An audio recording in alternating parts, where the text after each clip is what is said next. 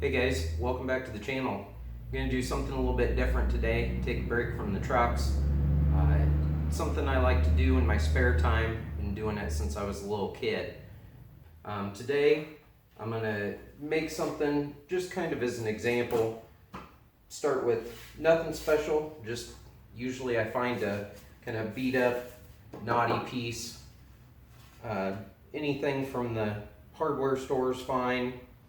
I like to scrounge wood where I can, disassemble old furniture, any old tongue and groove, flooring, siding, anything like that that I can save, especially gives it a lot of character, makes for a pretty neat piece in the end. Nothing too much to this. Basically, a couple cans of spray paint is how I do it. Really, you can use pretty much anything. We're going to beat it up, rough it up after we get this stage of it done. So anything you have laying around, whatever colors you like, really will work great. I do like this Rust-Oleum, this 2-time ultra cover paint. It bonds to the wood really well. It's meant for kind of everything. It is the paint and primer in one, so it works really well on wood. It doesn't soak in quite as bad. And you'll see I do a little trick to it to help it dry a little quicker and keep it from absorbing so much. I use real actual lettering enamel paint. One Shot is the brand.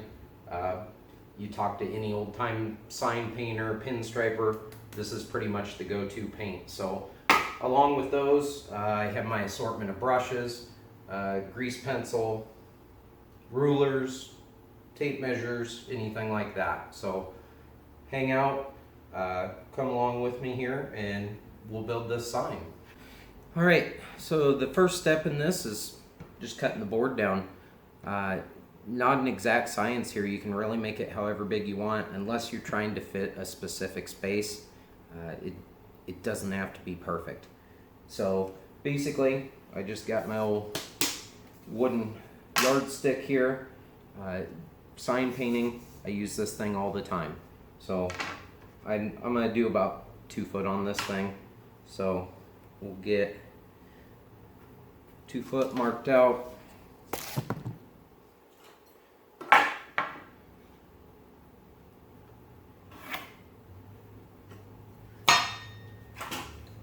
Then we'll cut it.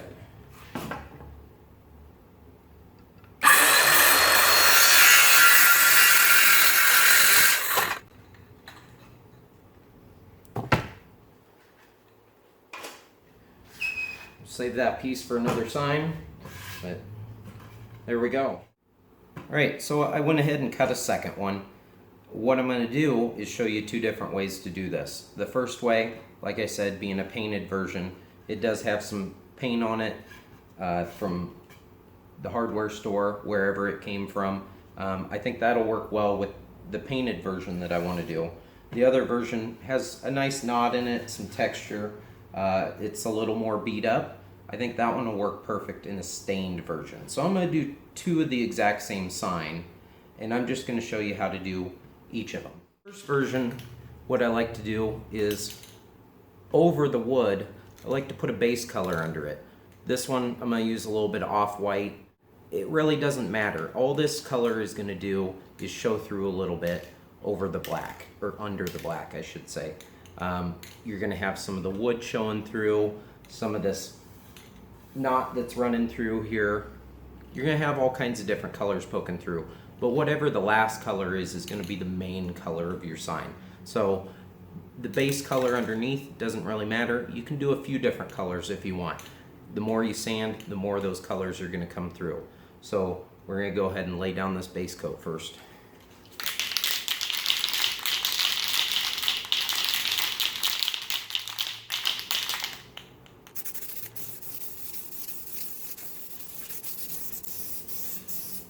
Like I said before, coverage isn't 100% perfect, and it doesn't really matter.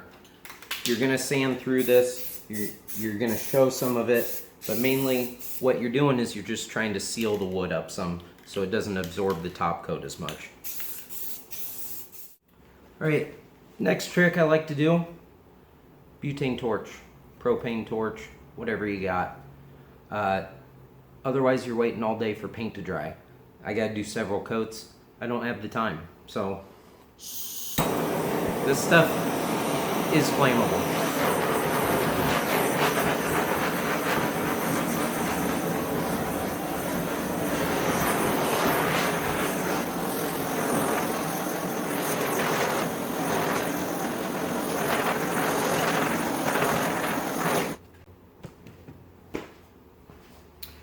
All right, there we go. Real time, already dry. So it does bring out a little bit of, if there's any sap in the wood, anything like that, it does bring some of that up. I don't know if you can see that. Some of those bubbles. So if you don't want those to show up, you come back with the sandpaper. Just hit them real quick.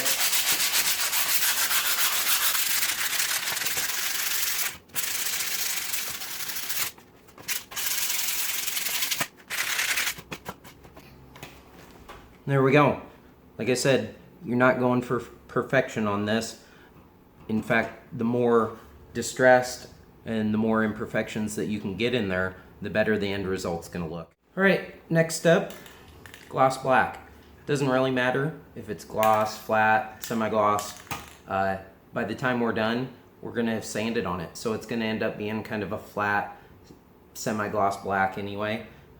Really just whatever you got laying around. Again, it doesn't have to be this brand. I just have had really good results with it. As you can see, I sprayed it 30 seconds later. I'm already ready to work with it. So we'll go to round 2 here.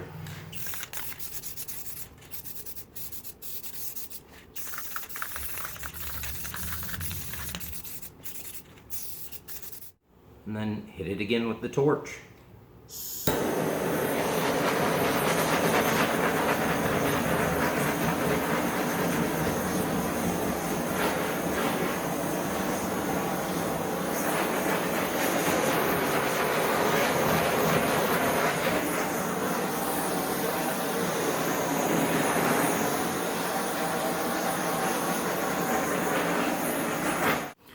All right, I gave it a 3rd coat of the black.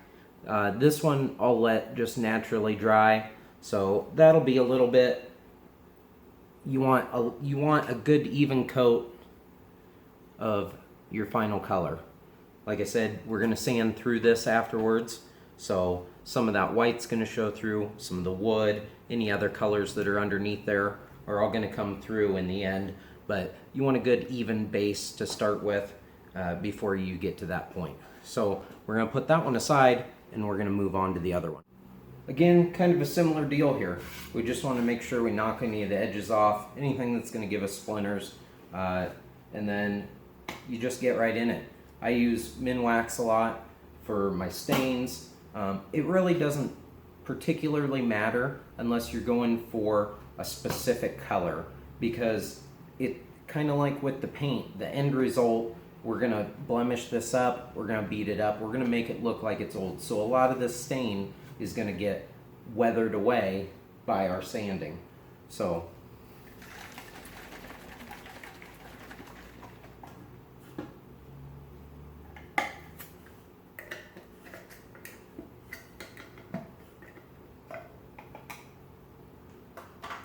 kind of like with the paint, the technique doesn't so much matter in how you apply it. A lot of woodworking shows, stuff like that will show you, use certain brushes, use certain techniques, go with the grain, things like that. Again, we're not going for that. We're going for a weathered look. So what I like to do is I just grab a regular old paper towel. I have some of the white shop rags that I use for my sign painting, and these work great as a brush. So really it's just soaking a little bit of it up and going to town. I just rub it all over. The more you put on with stain, the darker it's going to get as well, the more it's going to soak into the wood. And what we really do want here is it to soak into the wood. We want it deep down. So when we're sanding, we can bring some of this natural wood color out, but then underneath all that is going to be that dark grain of the wood.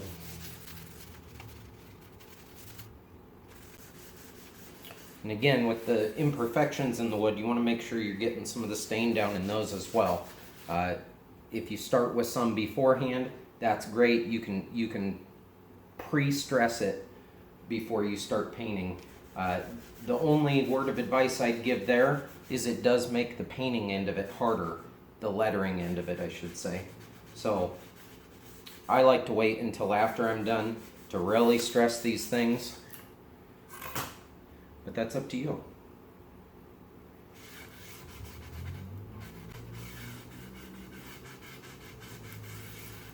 Depending on if you're putting any kind of border on these or anything as well, you don't necessarily have to do the sides or the ends.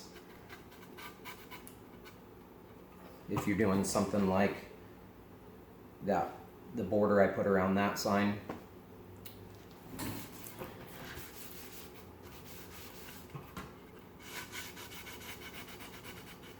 These, I am not going to do that. I am just going to leave as is. Really, they're more to just show how the process works. I'll probably hang one in the garage. But depending on where you're wanting these, you may want to make them nice. You may want to make them very finished looking. I'll show you some examples of ones that I've done. I have around the house and around the garage to give you an idea what I'm talking about.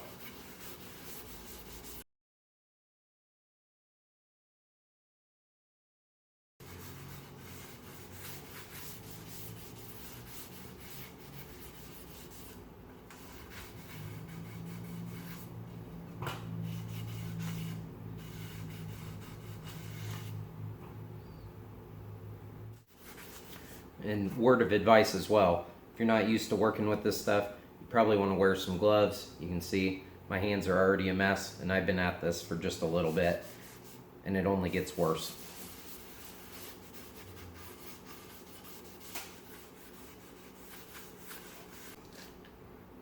Alright, so about 10-15 minutes later, here we go. We got one of them stained, we got one of them painted.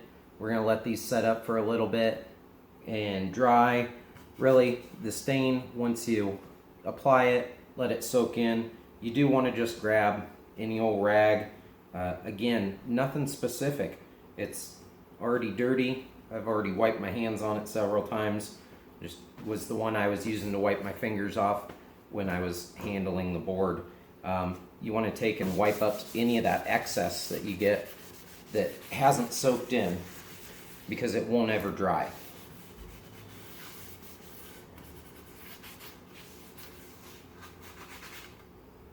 You can see how much of that I just picked up from that little bit.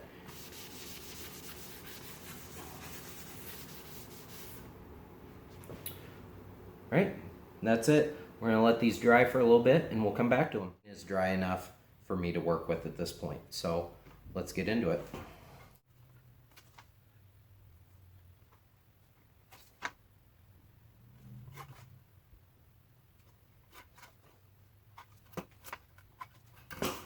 This is the only part of this that you really want to be very specific about how you do it as well. Everything else is kind of however it works out, it works out. Cutting the board, doing the finishes on it can all kind of be however. Whatever your skill level allows you to do is perfectly fine. There's no right or wrong way to do this, which I think is the hang up for a lot of people when they get into doing these signs.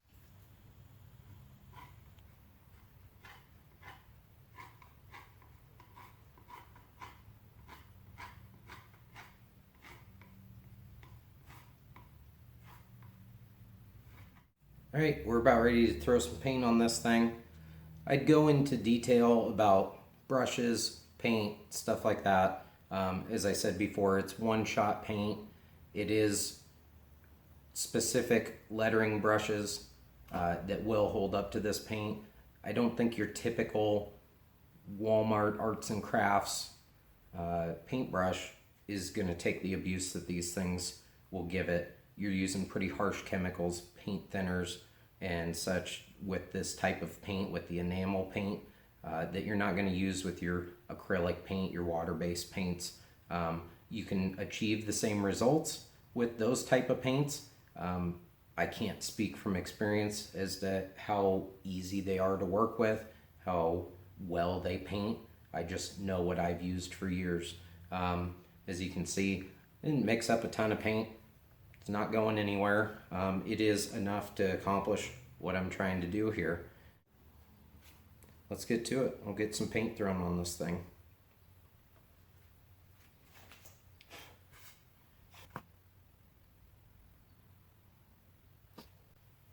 Again, it doesn't really have to be perfect, and that's definitely not what I'm going for here, because I am going to beat it up after it.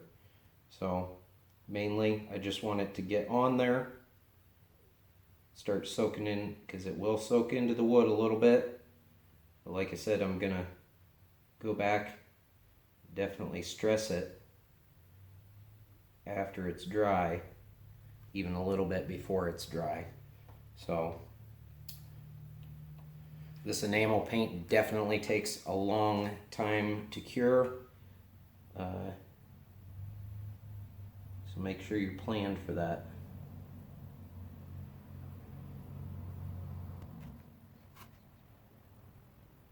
And again, versus working on kind of a traditionally painted sign, I'm working on a very porous surface. So it is going to bleed some. It's going to smudge around a little bit. I'm trying to work around all these imperfections and make it look like it was originally a well-painted sign. But once we start distressing it, it's really not going to matter, because you're not going to see most of this, and the imperfections actually give it that character that you want.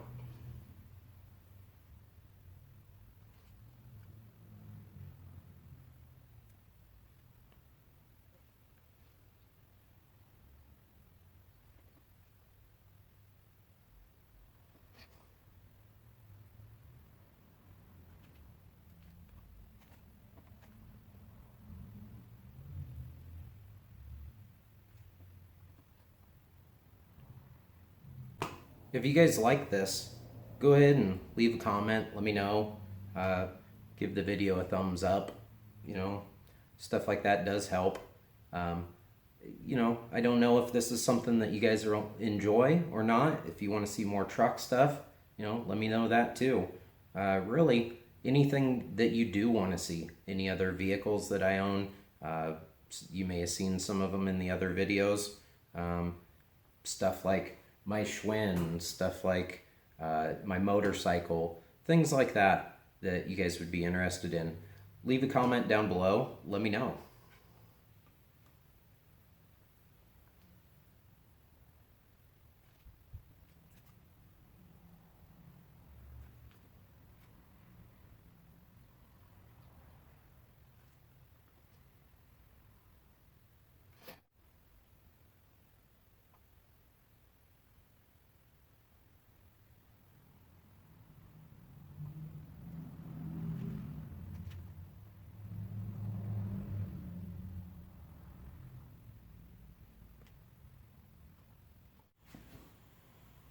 All right, there we go. First color done. Let's see what I'm kind of going with here. Evan Wells 07. Again, kind of did the 07 a little weird, just crammed on space. I wanted to fill up with text. So something a little different, something a little weird. And anyway, then I'm going to do the YouTube logo in red. I'll come back and give some shadow on everything, and that should be it for this one. All right, so I went ahead and got the YouTube logo done in red. Let it set up for just a little bit. This paint takes forever to dry, so you kind of got to work around that. Luckily, I can paint right over what's already there, and it's not a big deal. These colors hide really well. They don't tend to bleed through. I do thin them out quite a bit for this type of sign. You can already see on this white that some of the wood grain is bleeding through. That's perfectly okay on something like this. Now, if I was doing a real sign for somebody that was commissioned me to do it, no. But on something like this where I'm trying to make it look old and look rustic, it's perfectly fine. I want the paint to look like it's been weathered outside, hanging on the side of the building for the last 50 years. So it all gives it character. Anyway, I got some black mixed up. You may notice this brush is a little bit different. This is a pinstriping brush. I like to use this when I'm doing really fine detail stuff, really fine shadows on things and outlines. Gives me a little more control.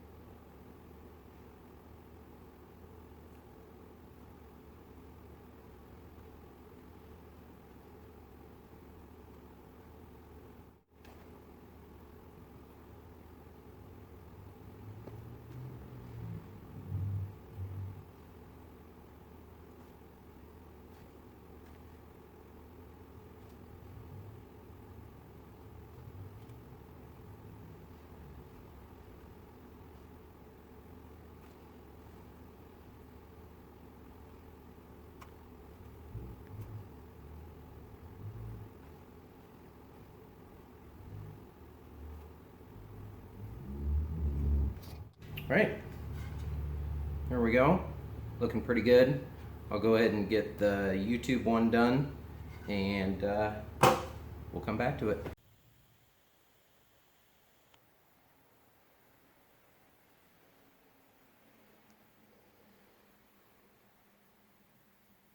So now the next step is just let it sit. I gotta let the paint dry completely before I can do any real sanding. So I'll let them sit overnight. I'll come back to it tomorrow. All right, so it's the next day. I gave the paint plenty of time to dry. It's actually still a little tacky. It's been a little bit warm here, but pretty humid, and this paint does not like the humidity. It takes forever to dry when it's like that. So it is still just a little bit tacky, but I can work with that. What I need to do next is really start the patina process on this thing. I'm gonna start sanding. I'm gonna use some different methods to beat this thing up a little bit, make it look like it's been weathered, been sitting outside for a long time. So first off, I'm gonna start with the sandpaper. Already been doing just a little bit, but mainly it's kind of wherever you feel it needs something. There's no right or wrong way to do this. There's no specific method that makes it look like it's been outside forever. Really, the more random it is, the better. So what I like to do is just kind of start with the edges, rough those up just a little bit, and you bring out some of that natural wood back. You can see just a few seconds of sanding, and I bring this edge out, take away some of that stain, and it gives it that kind of weathered effect. Same thing around the lettering. You just kind of want to go wherever you feel.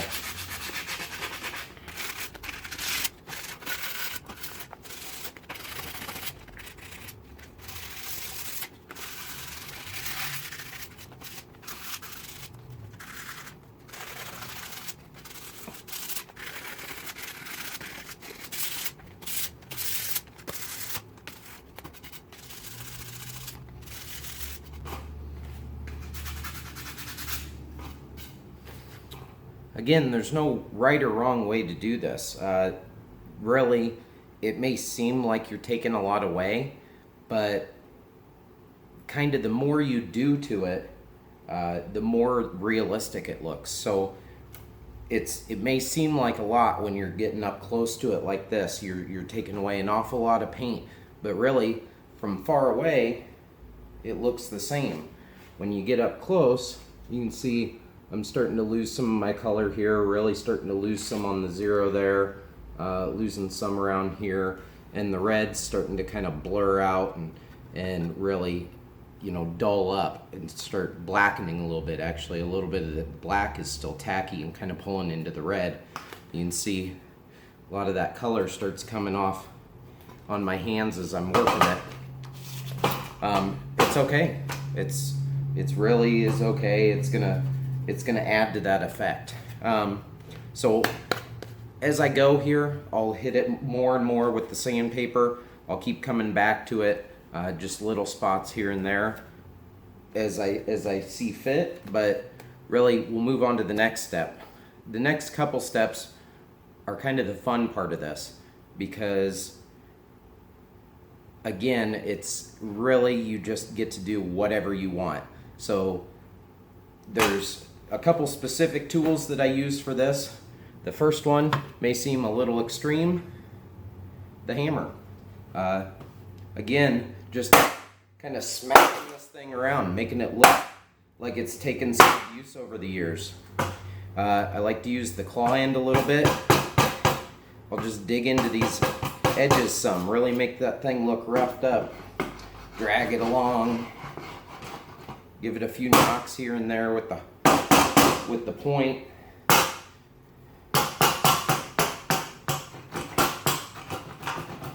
Really just beat on it.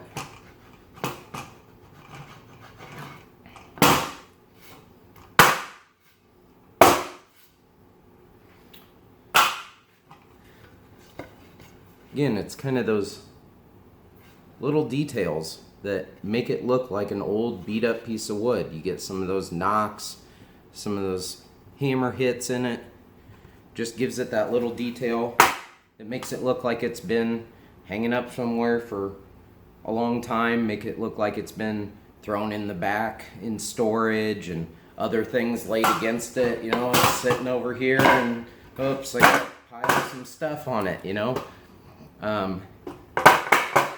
Any little thing you can do just beats it up, makes it look that much more realistic. So we'll move on to the next step. All right, the next step, what I like to do, use the old one grit here. Now this may seem a little bit extreme, but again, it's just making it look like it's been around the block. It's been thrown back in storage. It's been hung up for years. You just let it have it.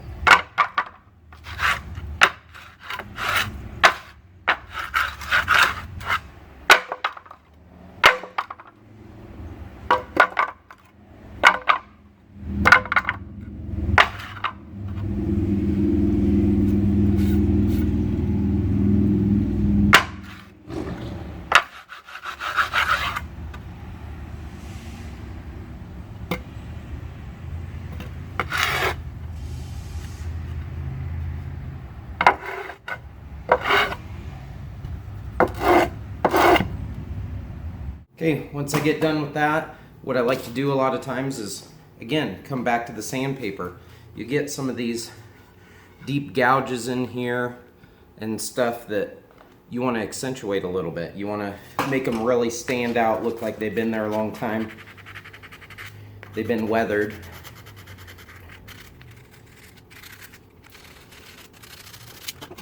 What I'm trying to do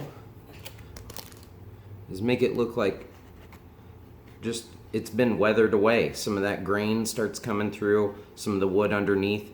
That's really what gives it that aged look.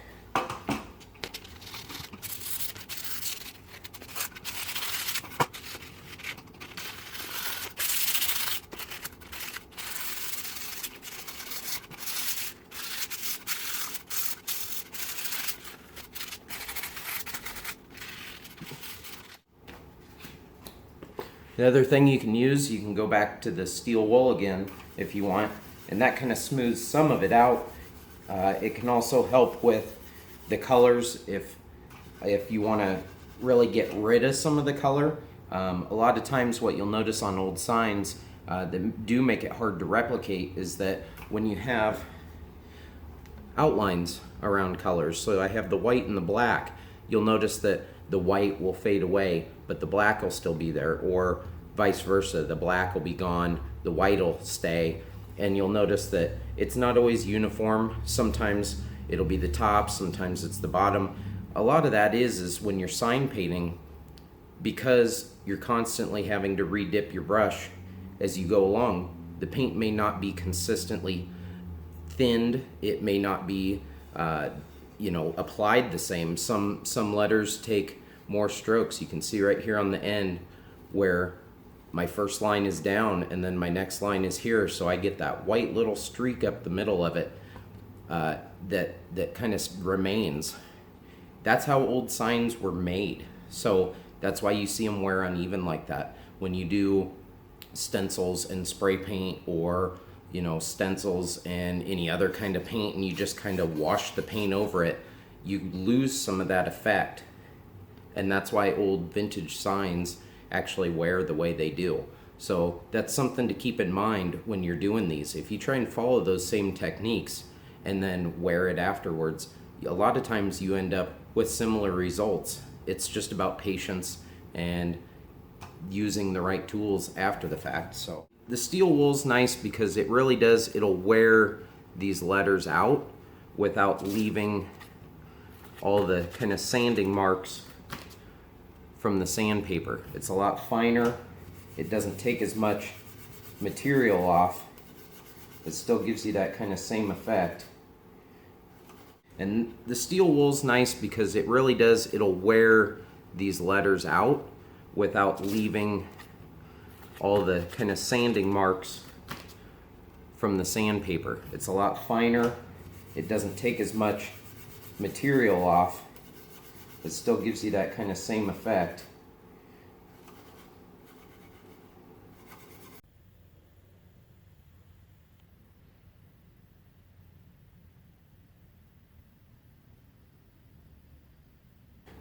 Okay, worked a little bit on it, brought some of that red back. Actually brought a little more wood grain into that red. Just took care of a few other little areas. Overall, I'm pretty happy with it. I think I'm gonna call this one done. You guys take a look at it there. You can see bringing some of that wood grain back through here makes it look like that red really has worn away over the years. Same with the white, bringing the wood grain in, letting it come back through while still saving some of the color. Overall, from a ways away, it's hard to tell. You get up close, you get some of that real detail in there. Let the light hit it. You can see that, just beating up the edges, really making the thing look like it's been around forever. And again, it's not something that you need to baby once you're done. If I want to slam this thing down, that just adds that much more to that little bit of character. So, like I said, overall, I think I'm pretty happy with that. I'm going to leave that one alone. You guys are probably wondering, what happened to the other one, the painted sign? Well, I've been working on that one off camera. Again, it's kind of the same process. Lay it out, paint it up, weather it, and I'm still going to work a little bit more on that one. But again, I'm pretty happy with how it turned out. Don't forget to like and subscribe if you enjoyed what you see.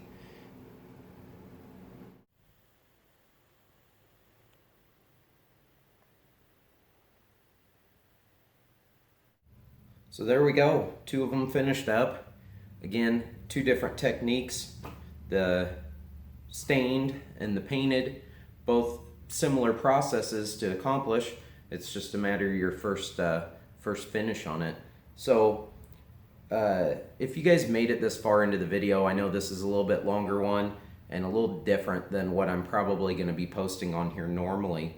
I really do appreciate it. It's fun. It's something that I enjoy doing in my spare time.